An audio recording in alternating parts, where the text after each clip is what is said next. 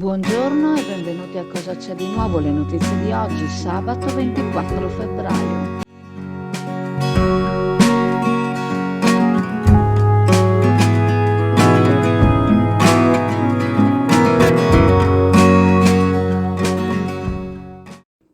Altri abbandoni di rifiuti ingombranti in posti poco frequentati, ma questa volta c'è una novità che farà colare sudori freddi sulla fronte e brividi sulla schiena a chi riconoscerà come proprie le mobilia e i calcinacci che vedete nelle immagini.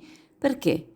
Ma perché tra i resti del legno, della formica e i frammenti di mura e intonaci e di tutto ciò che è andato gettato inopinatamente c'erano anche fogli, carte personali riportanti i dati del proprietario della mobilia.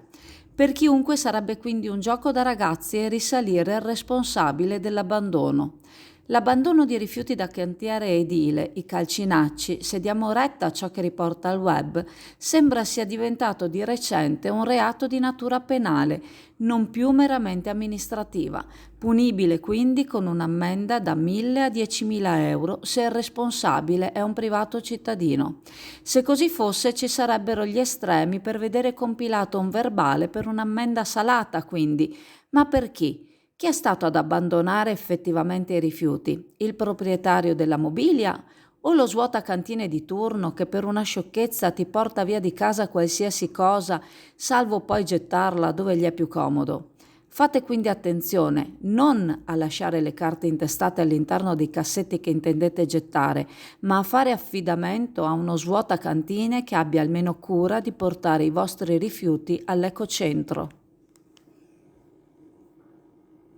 SD Auto informa della novità per il 2023, la revisione dei carrelli in sede. Si effettuano revisioni in sede dei rimorchi di massa complessiva non superiore ai 3.500 kg, 01 e 02, di carrelli per imbarcazioni, per moto, per auto, roulotte, trailer per il trasporto cavalli, carrelli tenda, carrelli trasporto animali e tutti i carrelli di massa complessiva non superiore ai 3.500 kg. Potete contattare SD Auto per qualsiasi informazione o chiarimento. Il circolo Cavarzere-Cona della sinistra italiana ci ricorda il pauroso e devastante incendio che ha interessato lo stabilimento principale di Bici Bottecchia domenica 26 settembre del 2022 nella nuova zona industriale di Cavarzere.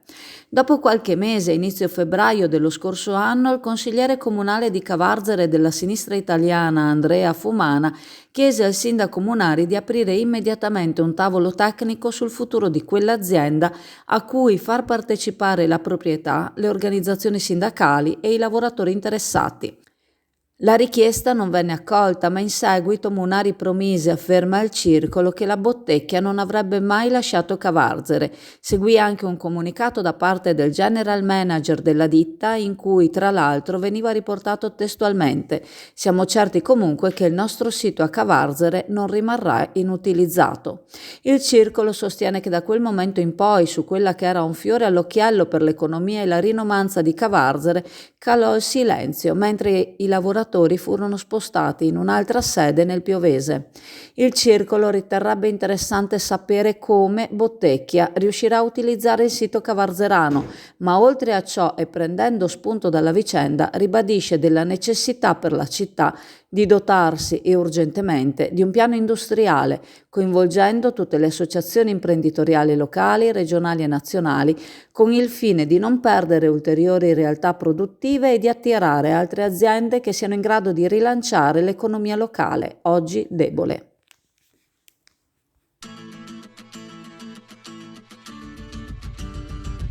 Aragoste, astici, granseole, granchi porri e tanto altro trovi alla CAM, per il gran gourmet, per il ristorante e per la cucina casalinga.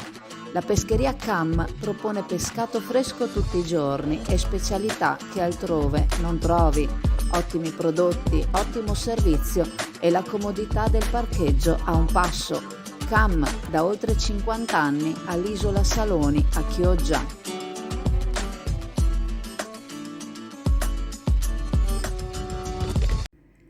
Il contrasto tra i due consiglieri del comune di Chioggia e della regione Veneto, Montanariello e Dolfin, si mostra anche nelle considerazioni che sono state fatte a seguito della vicenda che ha visto un autista al CTV colpito, sembrerebbe, da una biglia di acciaio.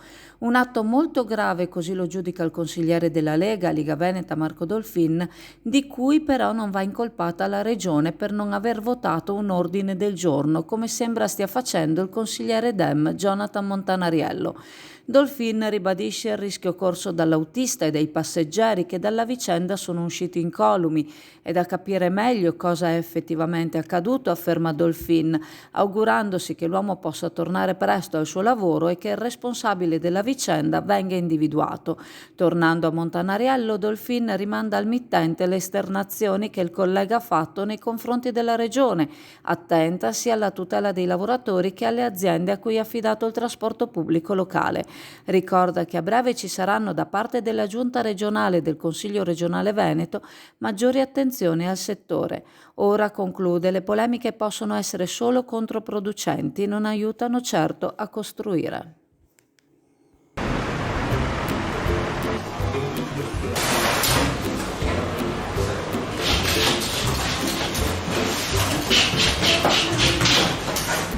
Ciao a tutti, allora Leo è ritornato, è una delle pizze più buone di Chioggia, sono la più buona rispetto agli altri amici pizzaioli che ci sono e niente, ogni tanto un po' di pizza va bene, si mangia dolcissima,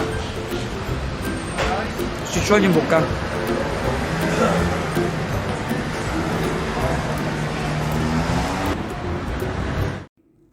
La presidente della quinta commissione consiliare in Consiglio regionale, Sonia Brescacin, sottolinea l'importanza della ricerca nel combattere il cancro al seno in Italia, con oltre 10.000 vite salvate tra il 2007 e il 2019 grazie alla prevenzione.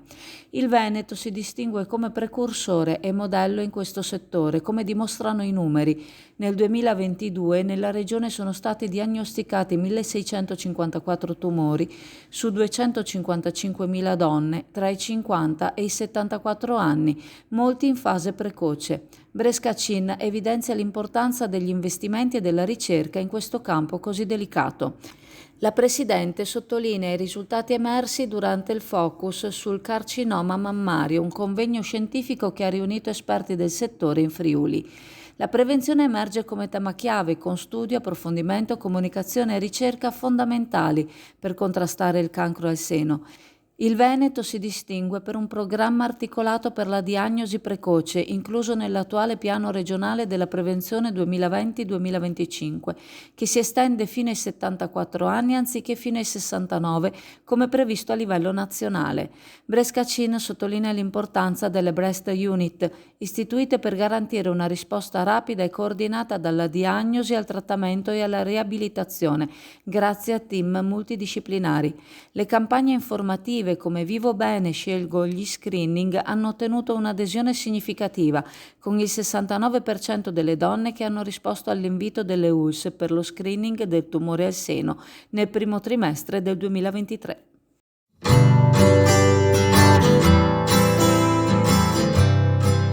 Dal 1978 a Borgo San Giovanni a Chioggia la pasticceria Serenissima propone la sua caffetteria, la sua pasticceria artigianale, dolce e salata e le gustose torte per tutte le occasioni e ricorrenze. Gusta la tua colazione alla pasticceria Serenissima con la sua selezionata caffetteria e le sue brioche artigianali. Pasticceria Serenissima a Borgo San Giovanni a Chioggia. Una novità tra le pubblicazioni di Chioggia Azzurra, dopo la farmacia di turno, una notizia di archivio. Quindi, ricordandovi che la farmacia di turno oggi, sabato 24 febbraio, è la Cutulakis in Rivavena Chioggia, vi saluto, vi ringrazio e se volete ci vediamo in negozio alla cartoleria Pegaso a Borgo San Giovanni. Vi ricordo inoltre, come al solito, il sito chioggiaazzurra.it e i canali Telegram e WhatsApp Azzurra Network News. Ed ora la notizia di archivio. Anche nel territorio clodiense, come quasi dappertutto in Lombardia e in Veneto, ieri molti cittadini hanno preso d'assalto i supermercati allo scopo di fare rifornimento di scorte nel caso di un temuto blocco degli approvvigionamenti in seguito all'emergenza coronavirus. Gli scaffali della pasta, dell'acqua, del latte e di altri generi alimentari sono stati svuotati ovunque in un clima da isteria di massa che non trova riscontro nelle attuali situazioni della malattia e nel fatto che il blocco ha coinvolto nel Veneto il solo comune di Vo Euganeo.